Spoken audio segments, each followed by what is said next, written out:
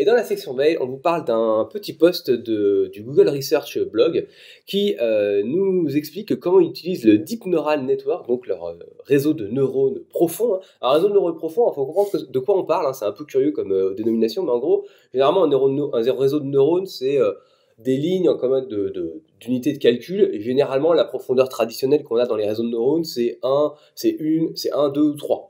D'accord, tu as une ligne, deux lignes, trois lignes de profondeur. Et là, quand on dépasse 3, on a le droit d'appeler ça deep. D'accord, alors ça rejoint des algos qui sont un peu plus profonds, un peu plus machin, mais globalement, c'est pas si magnifique que ça. C'est juste un peu plus que les autres, tu vois. C'est pas fou. Mais donc c'est quand même intéressant de le souligner. Donc ils utilisent ça pour nous expliquer. Donc ils utilisaient le Deep Neural Network pour la recherche vocale. Donc quand on utilise Google Now, l'optimisation des thumbnails YouTube, miniatures, merci, des miniatures YouTube. Et maintenant, ils ont poussé le délire jusqu'à essayer de faire en sorte que Gmail réponde, ou en tout cas propose des réponses automatisées aux mails qu'on reçoit. Donc ça c'est cool. Et si vous voulez le tester, c'est disponible, mais il faut utiliser l'application Inbox et pas l'application Gmail sur Android. Donc voilà, moi je l'utilise pas, mais c'est dispo aussi sous iOS. Tiens, tu vois, j'ai pas vu ma news complètement. En tout cas pour cette fonctionnalité-là. Sincèrement, moi, je trouve ça cool. Je ne l'ai pas testé parce que je n'avais pas l'occasion de le faire.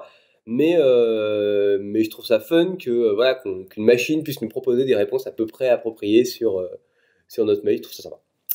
Ça t'évoque quelque chose? Ouais, moi c'est pas mal, mais après, tu vois, je pense que dans le monde professionnel, ça va pas tellement être utile, parce que, en tout cas, l'exemple qu'il donne, c'est l'incoming email, enfin, l'email qu'on reçoit, son contenu, c'est Are you free tomorrow? Et du coup, forcément, ça, nous, on s'en sert pas tellement dans un cadre pro, quoi. Ouais, bah pour caler des rendez-vous, peut-être quand même.